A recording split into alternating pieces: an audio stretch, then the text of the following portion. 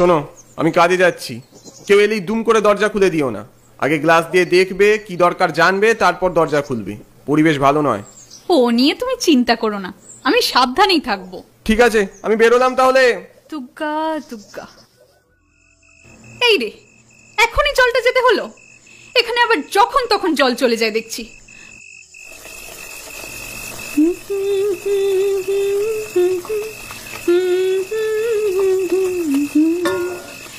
জ্যোৎস্না রাতে সবাই গেছে বনে। অম্বিকেশ চলে এলো বোধহয়। বাবারে বাবা, সব যেন একসঙ্গে হচ্ছে। আরে বাবা, যাচ্ছি যাচ্ছি। আশ্চর্য, 1 মিনিট দাঁড়াতে পারবেন না বাবু? চাটা বসিয়ে আসতে তো দাও। কে? অম্বিকেশ? অম্বিকেশ এলে নাকি? কে জানে কে। আশেপাশে যে কাউকে জিজ্ঞাসা করব, এই ফ্ল্যাটে একটাও ফ্যামিলি থাকে না, বড় মুশকিল। আরে আরে, এই বাক্সটা আবার কোত্থেকে এলো? নিশ্চয়ই নিশ্চয়ই কেউ বদমাইশি করছে। এই কে রে? আরে, বাক্সটায় তো কিছু আছে মনে হচ্ছে। ও মা, এটা তো দেখছি একটা পুতুল। কি যে হচ্ছে কিছুই বুঝতে পারছি না। ও মা, কে গায়ে অমন করে? কে কে? এই ছোট্ট ছেলেটা এখানে কি করছে? ও যেখান থেকে পড়ে যাবে। সোনা, সোনা বাবা, ওরম ভাবে কেউ সিঁড়ি দিয়ে নামে না, পড়ে যাবে। কি সর্বনেশে কাণ্ড! যেমন ভাবেই হোক আমাকে যে এক্ষুনি আটকাতে হবে। বারংবার সুমিকে ফোন করার পরেও যখন ফোনে পেলাম না, আমার ভয়টা আরো বেড়ে গেল। ইস, রিং হয়েই চলেছে। সুমি গেল কোথায়? ও কি জানি না ওর জন্য আমার টেনশন হয়। কি হলো কি অম্বিকেশ, এত চিন্তিত কেন? আর বলো না পূর্ণিমাদি, আমি বলেছিলাম না লটারিতে কিছু টাকা পেয়ে একটা ফ্ল্যাট কিনেছি। তুই বলেছিলি তো। তো ওই পুরো ধুমতলার কাছে একটা ফ্ল্যাট, কি যেন নাম, হ্যাঁ অবন্তী আবাসন, সেখানেই গত পরশু নাগাদই ফ্ল্যাটে উঠেছি। 1 সেকেন্ড অম্বিকেশ, জায়গাটার নাম কি বললি? কি বললি জায়গাটার নাম? কেন? সোনা, সোনা দাঁড়াও, আমি আর পারছি না, তুমি পড়ে যাবে। দাঁড়াও সোনা, এই দেখো তোমার পিছনে ছুটতে ছুটতে আমি পাশের কোয়ার্টারে চলে এলাম। এই তুই আবার আমার ছেলের পেছনে পড়েছিস হতভাগী, তোকে একদম শেষ করে দেব। কে কে তুমি? আমার ছেড়ে দাও, আমি কিছু করিনি। ও মা, আমার লাগছে, আমার ছেড়ে দাও। ছেড়ে দেব?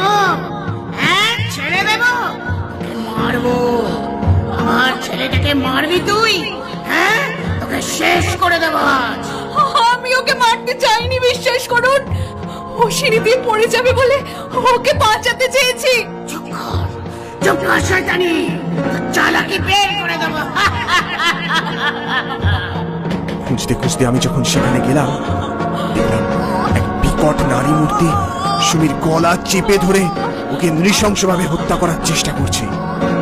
ধূসর দেহে ওর একরাশ এলো কিসের চুল হাওয়ার দাপটে এলো পাথাড়ি উড়ছে। অন্ধকার গভীর কালো চোখ বেয়ে এক কালো তরল ধারা গড়িয়ে আসছে। আমায় বাঁচাও, আমায় বাঁচাও, আমি মনে হচ্ছে পড়েই যাব। আমার হাত পা কাঁপছিল। প্রবল বলে আমি ঝাঁপিয়ে পড়লাম ওদের উপর, কিন্তু কি অসীম শক্তি সেই নারী দেহের! কোনো কাজই হলো না যেন। বিপরীতে মহিলা প্রীতির প্রবল এক ধাক্কায় আমি গড়িয়ে পড়লাম সিঁড়ি বেয়ে।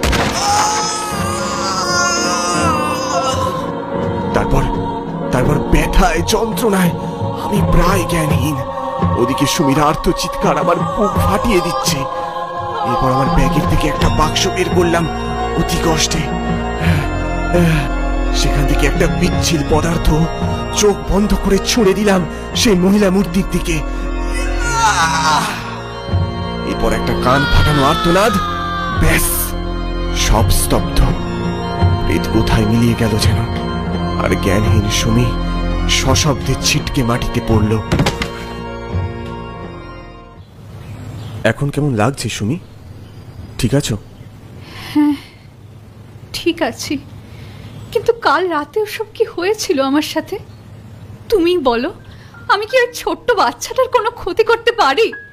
বলো কি গো, বলো না আমি পারি? সুমি বলছিল আর দেখছিলাম সুমির বাঁ চোখ দিয়ে সমানে জল গড়িয়ে যাচ্ছিল। সুমি, তুমি পুরো ঘটনাটা জানো না? কাল বাসে পূর্ণিমাদি বললে। অম্বিকেশ, অম্বিকেশ, সুমি মনে হয় কোনো একটা বিপদে পড়তে চলেছে। মানে কি বলছোটা কি? হ্যাঁ হ্যাঁ, ঠিকই বলছি। ওই সেম ফ্ল্যাটে না কিছুদিন আগে আমার মাসতুতো দাদা থাকতো, বুঝলি? আর তার পরিবারের সাথে একটা ভয়ঙ্কর ঘটনা ঘটে। কি ঘটনা? কেনই বা ঘটে? আসলে তুই যেই বাচ্চা ছেলেটাকে দেখেছিস, সে বা তার পরিবার কেউ কিন্তু জীবিত নেই। তার মানে তুমি বলতে চাইছো ভূত? এক্স্যাক্টলি।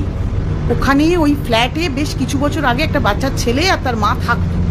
তারপর কিভাবে জানি না ছেলেটা ছাদ থেকে পড়ে গিয়ে মারা যায়। এরপর স্বভাবতই ওর মা কিরকম একটা পাগলের মতো হয়ে যায়। শেষে তুই ইমিডিয়েটলি ওখানে যা। আর শোন, এটা সাথে রাখ, প্রয়োজনে ব্যবহার করিস। এটা কি? আর এটা আমায় এক সাধু বাবা দিয়েছিল। ওসব পরে সমস্তটা বলবো, তুই এখন তাড়াতাড়ি যা, তো স্টপেজ এসে গেছে। আচ্ছা আচ্ছা, ঠিক আছে, আমি দেখছি। সুমি হাউ হাউ করে কেঁদে ওঠে। আমি সেই মহিলার কষ্টটা বুঝি অম্বিকেশ। একটা সন্তান না থাকার কি জ্বালা আমি বুঝি। আচ্ছা সুমি, আমরা পারি না একটা ফুটফুটে মেয়েকে অ্যাডপ্ট করতে? সুমির চোখের জলের মধ্যে আলোর চিকচিক আর মুখের হাসি আমার সব প্রশ্নের জবাব দিয়ে দিল।